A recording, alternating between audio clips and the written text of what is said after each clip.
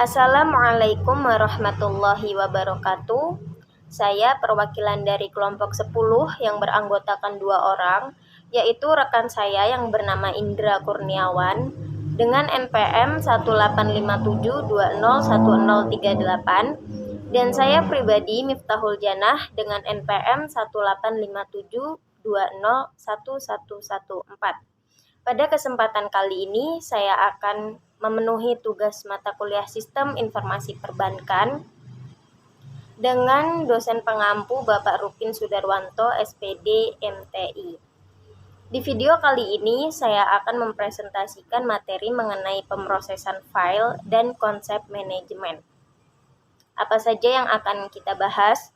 Yang pertama, yaitu mengenal berbagai istilah file, unsur data, atribut, dan elemen. Kemudian yang kedua, sistem manajemen database dan arsitekturnya. Dan yang ketiga, yaitu sistem manajemen database dan database dalam praktik. Yang pertama, mengenal berbagai istilah file, unsur data, atribut, dan elemen. Istilah-istilah file, unsur data, atribut, dan elemen sering digunakan secara bergantian untuk menggambarkan bagian data terkecil yang akan disampaikan dan digunakan kembali dalam sistem informasi.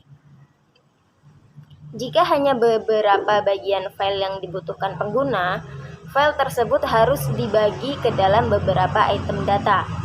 Sebuah file mungkin hanya merupakan sebuah karakter tunggal atau angka, atau terdiri dari banyak karakter atau angka.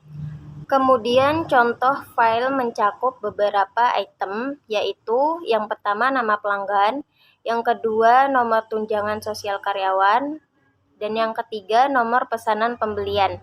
Sebuah file biasanya secara logika diasosiasikan dengan file lainnya. Sebuah pengelompokan logis, file disebut catatan atau record. Sedangkan record adalah kelompok item data yang terkait dengan entitas tertentu seperti yang pertama seorang pelanggan, yang kedua karyawan, yang ketiga vendor, dan yang keempat tagihan dan sebagainya. Kemudian ada data okurensi.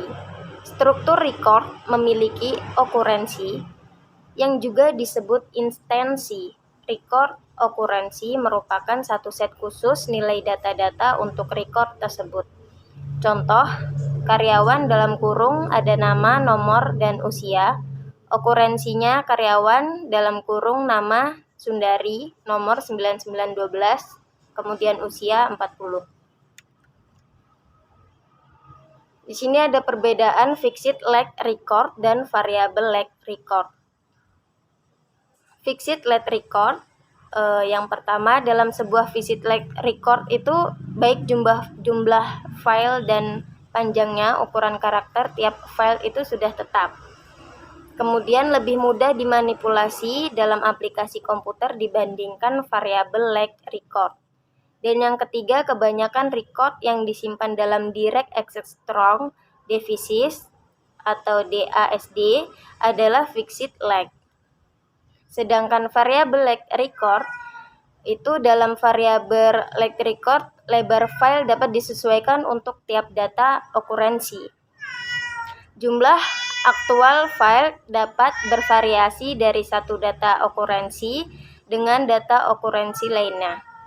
Dan yang kedua, akhir dari variable length record harus ditandai dengan sebuah simbol khusus atau file record length yang berisi record itu sendiri. Dan yang ketiga, variable length atau variable length record mampu menggunakan yang bersedia, namun manipulasi record tersebut sedikit lebih sulit. Kemudian terdapat record key dan urutan file. Key atau record key adalah item data atau kombinasi item data yang secara unik mengidentifikasi sebuah record tertentu dalam sebuah file. Contoh, part dalam kurung part_no, wars tutup kurung. dengan part underscore no sebagai komponen mesin dan var sebagai nomor gudang yang terkait dengan lokasi gudang. Yang kedua yaitu sistem manajemen database dan arsitekturnya. Terdapat 3 tingkatan arsitektur yang terkait dengan database dan sistem manajemen database. Yang pertama yaitu tingkat konseptual, yang kedua tingkat logika, dan yang ketiga tingkat fisik. Tingkat konseptual ini berupa isi database, seperti penggunaan database, laporan yang diinginkan, dan informasi yang akan ditampilkan. Kemudian kalau tingkat logika ini berupa struktur data logika, seperti pohon, hierarkis, jaringan, relasional. Kemudian yang ketiga, tingkat fisik ini berupa metode akses, seperti sekuensial, lalu sekuensial berindeks, kemudian langsung. Yang ketiga, sistem manajemen database dan database dalam praktek. Sistem manajemen database atau DBMS yaitu program komputer yang memampukan seorang pengguna untuk menciptakan dan memperbaharui file-file, kemudian menyeleksi dan memunculkan kembali data, dan menghasilkan beragam output dan laporan-laporan. Seluruh DBMS memiliki 3 atribut umum: mengelola dan mengorganisasikan data. Yang pertama DDL, yaitu Data Description Language. Yang kedua DML, yaitu Data Manipulation Language. Dan yang ketiga DQL, yaitu Data Query Language. Yang pertama ada DDL. DDL memungkinkan administrator database atau DBA untuk menentukan struktur logika database yang disebut skema. Hal-hal yang perlu ditentukan ketika menentukan skema yaitu yang pertama, nama elemen data, yang kedua jenis data, numerik, alfabetik, tanggal, dan lain-lain, dan posisi jumlah angka desimal jika data tersebut bersifat numerik. Kemudian yang ketiga, posisi angka. Misalnya 9 posisi untuk nomor jaminan sosial. DDL juga dapat digunakan untuk menentukan subskema, yaitu jumlah pengguna individual database. Selain itu, untuk menciptakan, memodifikasi, dan menghapus tabel-tabel dalam pengaturan relasional. Yang kedua yaitu Data Manipulation Language atau DML. DML terdiri atas perintah-perintah untuk melakukan perbaruan, updating, pengeditan, manipulasi, dan ekstraksi data. Dalam banyak kasus pengguna tidak perlu tahu atau menggunakan DML.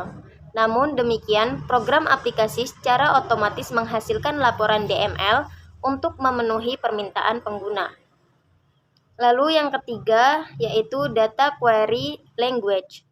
DQL adalah bahasa atau antarmuka yang ramah pengguna atau user friendly yang memungkinkan bagi pengguna untuk meminta informasi dari database.